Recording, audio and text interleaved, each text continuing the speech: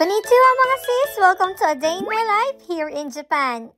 Pagka-uwi nga ni Naoki galing trabaho, dumiretso na kami dito sa may Gyomusupa. Katulad nga ng sinabi ko sa inyo nakaraang vlog ko, meron kaming darating na bisita kaya nga dito na lang kami nag-decide na mamili. Gawa ng malapit lang din naman sa amin. Pagkapasok nga namin, nakita namin yung mga bigas, sobrang mahal pa rin talaga ng presyo. Since pagyayakin niko nga kami ngayong gabi, bumili na nga din kami ng ilang niko na kailangan namin. Maganda nga din mamili dito gawa ng niko nila nakapack na nga din. Hindi na nga rin kami masyadong nag-ikot dyan at nagtagal dahil alam na rin naman namin yung mga bibili namin. After nga namin dyan ay nagbayad na nga din kami.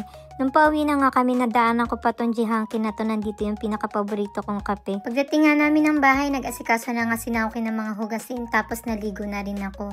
Para mamaya pagdating ng mga bisita namin, medyo malinis naman yung bahay. Pagkatapos ko maligo, naisipan ko mag-wax ng kilikili. Sa mga di nga pala nakakaalam, hindi ako nagpa-pluck ng mga buhok sa kilikili. Gumagamit ako ng wax. Habang nagpe-prepare nga ako dyan, ito namang si Naoki nangungulit dito. Itong pang-wax nga na ginagamit ko, galing pa tong Pilipinas. Dala-dala ko talaga sa maleta ko yan. Gawa ng hindi talaga po pwede pag wala ako yan. Dahil apakabilis kasing humaba ng buhok ko sa kilikili. Tingnan nyo naman ganyang karami yung nakukuha ko. Kaya nga mas prefer ko gumamit ng wax kesa mag-chani ako pa isa-isa mendoksay pa. Sakto naman pagkatapos ka dyan, biglang sinabi ni Naoki na malapit na nga daw yung mga bisita namin sa Eki. Kaya nga hindi ko na nga nagawa magpatuyo ng buhok at sumama na akong ganyan lumabas. Nagbike na nga kami niyan papuntang Eki tapos pinark lang din namin yung mga bike namin tapos sinalubong na nga din namin yung mga bisita namin. Siya nga pala iyan si Kuya Von saka si Ate Mayu saka yung baby nila si Anya. Pangalawang beses na nga nilang nakapunta dito sa amin pero itong si Anya talagang mahiyain. Kung ano nga dinaldal at kinakulit ng mga magulang niya, yun namang kinatahimik ni Anya. Dumaan na nga kami dito sa May Syria para bumili ng mga ilang kailangan namin gamitin. Balak nga kasi namin mag-bake today. Pagkatapos nga niya, umuwi na nga din kami. Naglakad na nga lang din kami dahil wala nga taxi. Malapit lang din naman yung bahay namin mula sa Eki kaya okay lang. Pagka-uwi nga namin ng bahay, nagjumbi na nga din kami agad ng mga gagamitin namin pang yakiniko. Nagtulong-tulong na nga kami dyan, gawa ng pare-pares na nga kaming gutom. Halos 1.5 hour din yung biyahe nila Ate Mayo, gawa ng taga-Edogawa pa nga sila. Nang matapos nga namin ma-prepare lahat, umupo na nga din kami para mag-start na magdasal at makakain na nga rin kami. Isa na gustuhan ko pag sa bahay kami nag-yakiniko, unlimited yung bawang. Kapag nga nag-yakiniko kami ni Naoki, hindi talaga po pwedeng mawala yung bawang. Tapos mas maraming chika, mas marami yung oras. Compared mo nakakain kami sa labas, sobrang limited lang yung oras. Tapos nakakahiya pang makipagkwentuhan, gawa nga yung mga Hapon, hindi sila sanay ng maingay pag kumakain. Hindi katulad nating mga Pilipino, habang kumakain may kasama talagang chika. Nung makatapos nga kami ni Ate Mayong kumain, dumiretso na nga kami dito sa kusina para umpisahan yung pagbe-bake namin. Actually, binigyan na talaga ako ni Ate Mayo ng ingredients sa pagbe-bake. Pero sabi ko nga, pagpunta na nga lang nila sa namin gawin. Kasi nga first time ko magbe-bake, natatakot ako baka magkamali ako. Sayang naman yung mga ingredients. May experience naman ako sa pagbe-bake, gawa ng dating trabaho ko nga sa Rojing Home. Ako din yung nagbe-bake ng dessert namin. Pero yung mag-bake ng brownies first time ko, kaya sabi ko nga kay Ate Mayo, hihintayin ko na lang na magpunta sila tapos papanoorin ko siya kung paano niya ginagawa. Tuntua nga ako dito kay Ate Mayo, paano ba naman may dala pa talaga siyang timbangan dyan. Sabi ko nga sa kanya, dapat sinabi niya sa akin kasi meron din naman akong timbangan. Matagal ko na kasi talagang binabalak na mag-bake, pero hindi ko nga lang talaga alam kung paano siya gawin. Buti na nga lang nakilala ko tong si Ate Mayu. Habang pinapanood ko nga siya dyan at ginagawa namin yung mga process, sabi ko sa isip-isip ko, madali lang naman din pala. Dapat lang talaga alam mo yung way ng paghalo, saka ilan yung mga grams na ilalagay mo. Sa isang bowl nga, pinaghalo lang din namin yung butter, yung chocolate, saka yung cocoa. Tapos ininit lang namin sa oven hanggang sa matunaw siya. Tapos sinali na nga namin dito sa may itlog na may asukal.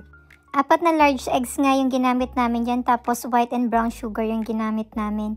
Pagkatapos nga, gumamit kami ng all-purpose flour tapos sinala nga din namin siya para hindi magbuo-buo bago namin siya pagsamasamahin. Pagkatapos nga ay nag-add lang din kami ng ilang chocolate dyan tapos sinalo lang din namin ng konti. Pagkatapos nga ay nilabas na nga namin tong mga container na nabili namin sa Syria. Dyan nga ay gumamit nga din kami ng cooking paper. Meron pa ako nakuhang technique kay Ate Mayo, kailangan daw pala kinakrampled yung cooking paper para daw mas mabilis mailagay sa container. Sa paglalagay naman, kailangan daw pala kalahati lang yung ilalagay mo kasi habang habang binibake mo daw siya is umaalsa daw siya. Habang sinasalin nga namin yan, hindi ko na napigilan yung sarili ko. Tinikman ko na rin talaga siya. Paano ba naman itsura pa lang, mukhang masarap na talaga siya. Katapos nga namin isa lang yung mga brownies, ito naman dalawa na to, nakita namin nagiinuman na nga pala. Umupo na nga din kami ni Ate Mayo dyan para habang inaantay namin maluto yung brownies, makipagtsikahan na nga kami dito sa mga to. Niloloko nga nila kami dyan, paano ba naman tuwing makikita daw kami ni Ate Mayo, napakadami daw namin chika. Maya-maya dumating na nga din tong si Yuki, yung kaibigan ni Naoki, naka-work din nila. Nakakachat niya pa yun. Huwag ka na magalit. Maya-maya nga narinig namin tapos na yung oven, tapos chinek na rin namin yung brownies.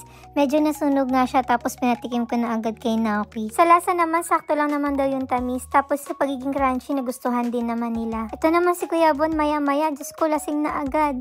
Naglulukuhan nga sila dyan, paano daw kasi natalo nga daw siya ni Naoki ngayon.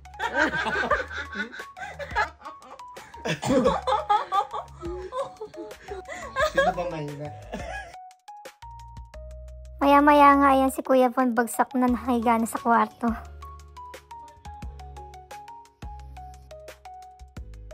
Yung mga oras nga na yan, nakauwi na nga din si Yuki, gawa ng buntis nga yung asawa niya. Ayan, kami na lang natira dito nila Ate Mayo. At syempre, eto for the first time, buhay na buhay pa si Naoki. Fast forward nga, ito nga kinabukasan na nga ito.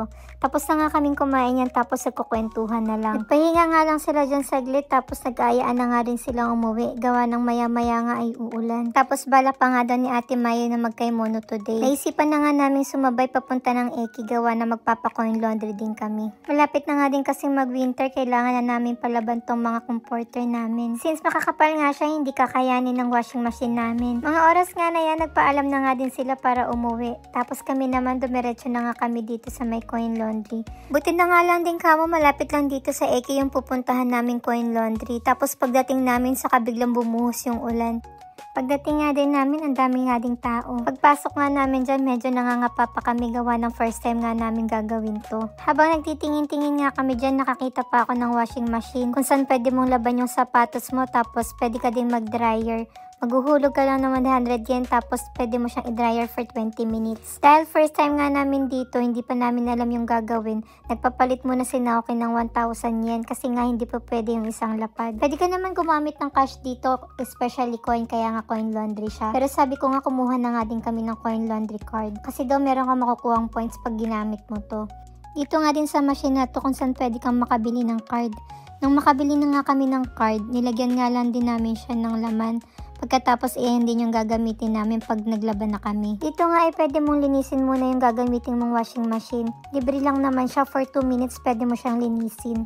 Pagkatapos nga niya, isa-isa na nga namin nilagay. Pinag-separate na nga namin dyan, gawa ng mabibigat siya, kaya 2 salang yung ginawa namin.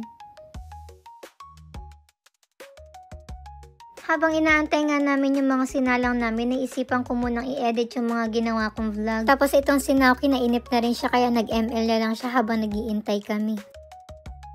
Maya-maya nga lang din ay natapos na din naman yung mga nilalaban namin. Pero yung iba nga dito medyo hindi pa siya tuyo, kaya nga naisipan namin na isa lang siya dito sa isang dryer. Mura lang din naman, halos 100 yen lang naman yung ilalagay mo, tapos pwede mo siyang i-dryer for 10 minutes. Nung matapos nga tuwa ako at inamoy ko, sobrang bango nga niya. Worth it naman siya dun sa binayad namin kasi kailangan din namin to dahil malapit na nga talaga ang winter. Biruin mo, for 1,000 yen, pwede ka na maglaban ng ilang pirasong makakapal na blanket. So, ayun lang naman yung mga kaganapan namin for today. Thank you so much for watching. See you sa next vlog!